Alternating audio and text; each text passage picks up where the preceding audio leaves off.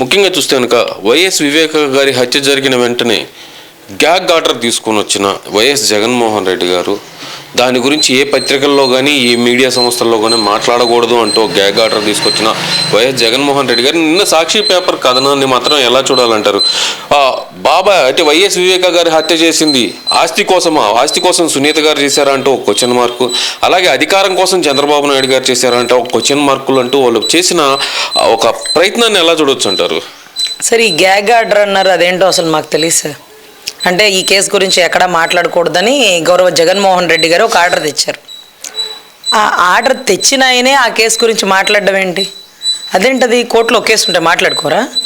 అది అప్పుడు ఇంట్లో పెట్టుకోవాలి. మీ ఇంటి గుట్టు బయటకు వచ్చినప్పుడు అది రట్టుగానే ఉంటుందన్నా.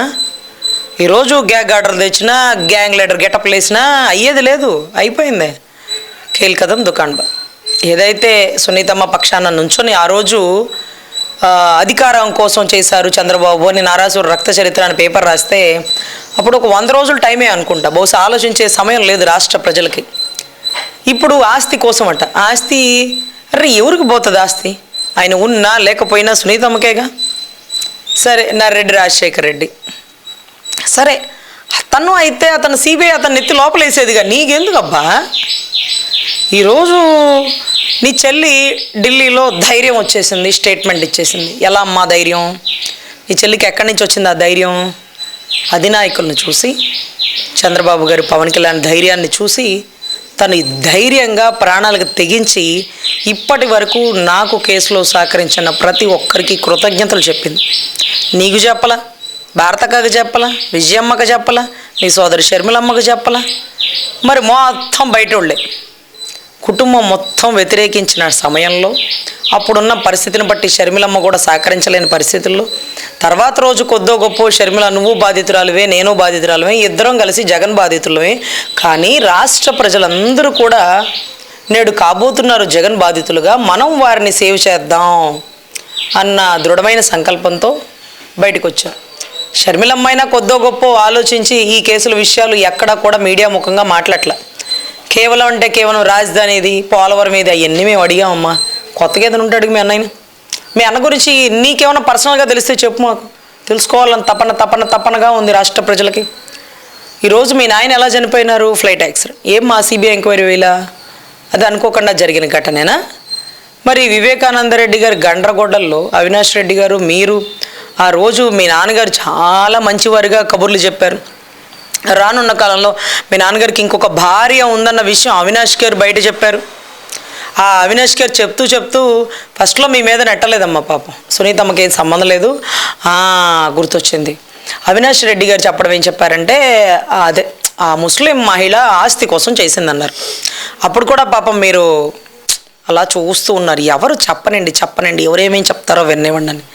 తర్వాత తొండ ముదిరి ఊసరవిల్లు అయినట్టుగా మీరు చాలా ధైర్యంగా చాకచక్యంగా సిబిఐ ఎంక్వైరీ వేసి, సిబిఐ అడ్వకేట్ ఉన్నప్పటికీ ఇంప్లీడ్ పిటిషన్ వేసి సిద్ధార్థ లూథ్రా గారు అనే ఒక టాప్ మోస్ట్ అడ్వకేట్ని పెట్టుకున్నారు. ఆ అడ్వకేట్ గారే మొన్న మా చంద్రబాబు గారి బెయిల్ విషయంలో కూడా ఆయనే వచ్చారు కదా, సిద్ధార్థ లూథ్రా గారు. అయితే మీకు అర్థం అవ్వాల్సిన విషయం ఏంటంటే ఆవిడ ఓపిక్గా ఎదురు చూసింది, ఎవడో ఒక్కడన్నా నిజం చెప్తారులే నా కుటుంబంలో అని. ఈ ఊరు చెప్పలే, చూసింది. దీనికి అంతటికీ కారణం నా కుటుంబం అని తేల్చేసింది. దయచేసి జగన్ అన్నకి ఓటేయకండి, హత్య రాజకీయాలు ప్రోత్సహించకండి, ఇకపైనైనా కడప ప్రశాంతంగా ఉంచండి. మా నాన్నని కోల్పోయినందుకు కాదు నా తపన, మా నాన్నని కోల్పోయిన వాడిని మీరు గద్దెనెక్కిచ్చారన్నది నా బాధ. అటువంటి వ్యక్తిని మీరు ఒక ఎమ్మెల్యేగా గెలుచుకొని ముఖ్యమంత్రి స్థాయిలో కూర్చోబెట్టారని నా బాధ. చనిపోయిన వ్యక్తి తిరిగిరాడు, నేను ఎంత పోరాటం చేసినా తిరిగిరాడు. కానీ చనిపోయిన వ్యక్తిని జైల్లో వేపించడం కూడా పెద్ద విషయమేం కాదు. కానీ మీరు అసెంబ్లీ రౌడీలను కూడా తీసుకొచ్చి అసెంబ్లీలో కూర్చోబెట్ట సమర్థత గల వాళ్ళు రాష్ట్ర ప్రజలు. మీరు గుర్తించండి దయచేసి. కేసు క్లోజ్ అయ్యి జడ్జిమెంట్ వచ్చాక మీరందరికీ కళ్ళు తెరుస్తుంది, కానీ ఈలోపు ఎలక్షన్ అయిపోతుంది. మళ్ళీ ఇదే సానుభూతితో జగన్మోహన్ రెడ్డి గారు వచ్చేస్తారేమో అని రాష్ట్ర ప్రజలు ఆ టైంలో అదే సానుభూతితో వచ్చేసాడమ్మా. నా భుజమే చేసి తల్లి నీకు తోడుగా నేనున్నాను, నాయన చావుకు కారణమైన వాడు ఎంతటి వాడైనా వదలను అన్నాడు.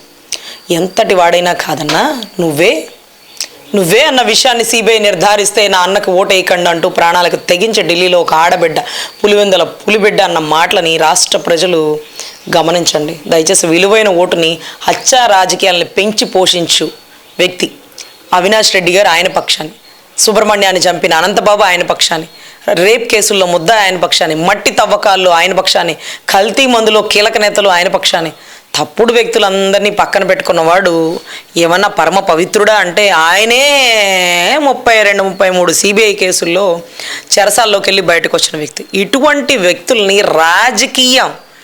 రాజకీయంగా మళ్ళీ రాకుండా రాజకీయ బహిష్కరణ చేయాలని మనస్ఫూర్తిగా కోరుకుంటూ ఆ తల్లి ఆవేదన అర్థం చేసుకోవాలి. మేడం అలానే చూస్తే నిన్న పేపర్ కథనాన్ని ఖండిస్తూ బీటెక్ రవి గారు ఎవరైతే కనుక ఈ వైఎస్ జగన్మోహన్ రెడ్డి గారి పేపర్లో మొట్టమొదటి నుంచి పేర్కొంటున్న నిందితుల్లో వాళ్ళు పేపర్లో పేర్కొంటున్న నిందితుల్లో, నేను అడిగే క్వశ్చన్ కొంచెం క్లారిటీగా ఉండండి, వాళ్ళు పేపర్లో పేర్కొంటున్న నిందితుల్లో అయినా బీటెక్ రవి గారిని నా ఓపెన్ ఛాలెంజ్ లైవ్గా నాకు నార్కో అనాలిసిస్ టెస్ట్కి నేను సిద్ధం, మీరు సిద్ధమా అంటూ ఆయన ప్రకటించారు కదా, మరి దానికైనా సరే ఏమైనా సమాధానం వస్తుందంటారా రైట్ నుంచి? ఒకవేళ నార్కో అనాలిసిస్ టెస్ట్ అంటూ జరిగితే కనుక మొదటి నుంచి కేసు మళ్ళీ మొదటికి వచ్చే అవకాశం ఉందంటారా? సార్, నార్కో అనాలిసిస్ టెస్ట్ అంటే ఒక వ్యక్తి అబద్ధం చెప్పాలనుకున్నా కానీ చెప్పలేడు. ఒక వ్యక్తి అబద్ధం చెప్తే అది పసిగట్టేసే టెస్టరీకి సంబంధించిన మిషనరీ. దానికి కొంత లిక్విడ్స్, కొంత కెమికల్స్, కొంత మనిషి స్టెరిలైజేషన్, ఇవన్నీ చాలా డిఫరెంట్ ఉంటుందండి. అయినా పర్లేదు, నార్కో టెస్ట్కి నేను సిద్ధం అంటున్నటువంటి బీటెక్ రవి అన్న నిజాయితీని ఎలా నిరూపించుకోవచ్చు అంటే, ఆ రోజు పేపర్ కథనాల ద్వారా కూడా బీటెక్ రవి అన్న మెయిన్ చంపడానికి ఎమ్మెల్సీ ఎలక్షన్స్లో బీటెక్ రవి అన్నే కాదండి, బీటెక్ రవి అన్న తెలివిగా తప్పించుకుంటున్న టైంలో ఆదినారాయణ రెడ్డి గారిని కూడా ఇరికిచ్చిన పరిస్థితి. కానీ బీటెక్ రవి అన్న ఏం చేసినాడంటే, నన్ను చంపినారని నా మీద నిందేశారు, కానీ నేను చంపలేదు సరికదా, చంపినోడెవడో నాకు కావాలి అంటూ సుప్రీంకోర్టు దాకా వెళ్ళిన మూమెంట్లో చదువుకున్నోడు పేరు లాగితే ఇలాగే ఉంటుందేమో అంటూ మళ్ళీ బీటెక్ రవి గారిని పక్కన పెట్టి ఆదినారాయణ రెడ్డి గారి పేరు వెలుగులోకి తీసుకొస్తున్న పరిస్థితి. సో వీటన్నిటికీ మనం ఊహించాల్సింది ఏంటంటే, కేవలం బీటెక్ రవి గారు ఎవరైతే ఉన్నారో ఆయన ఓపెన్ ఛాలెంజ్ నార్కో టెస్టులకు గనక సిద్ధమైతే, అదే రకంగా గౌరవ జగన్మోహన్ రెడ్డి గారు 151 సీట్ల బలశాలి ఇతను కూడా గనక సిద్ధమైతే, ఫస్ట్ అడిగే క్వశ్చన్స్, మీ నాయనగారు ఎలా చనిపోయినారు, నార్కో టెస్ట్ నిజం బయటకు వచ్చేస్తుంది. మీ నాన్నగారి చావుకి మీకు ఏంటి కారణం, నార్కో టెస్ట్ నిజం బయటకు వచ్చింది. రిలయన్స్ పరిమళ నత్వానికి సీట్ ఎందుకు ఇచ్చినారు, నార్కో టెస్ట్ బయటకు వస్తుంది. మీ నాన్న చనిపోయిన టయానికి కలకత్తాలో నార్కో టెస్ట్ బయటకు వచ్చింది. ఇవన్నీ ఎందుకు అడుగుతారంటే, ఇవన్నీ రిలేటెడ్ కేస్. చాలామంది అడుగుతారు దీనికి దానికి ఏం సంబంధం. నేర చరిత్ర కలిగినోడే నేరాన్ని చేస్తాడు, వాడికి నేర ప్రవృత్తి ఏందో, వాడి గతంలో పూలు అమ్మినాడా పాలు అమ్మినాడా ఇవన్నీ ఎంక్వైరీ చేస్తారన్నా. సో నార్కో టెస్టులు అన్ని నిజాలు విలువైనవి బయటకు వస్తే, అసలు కోడికత్తి సీన్ విషయం తీసేస్తే మిగతా మొత్తం పాపం సీన్ను బయలు చేసింది మొత్తం వస్తుందండి. సో నాకు తెలిసి బీటెక్ రవి అన్న నార్కో టెస్ట్కి 100% జగన్మోహన్ రెడ్డి గారు సిద్ధంగా ఉంటారు.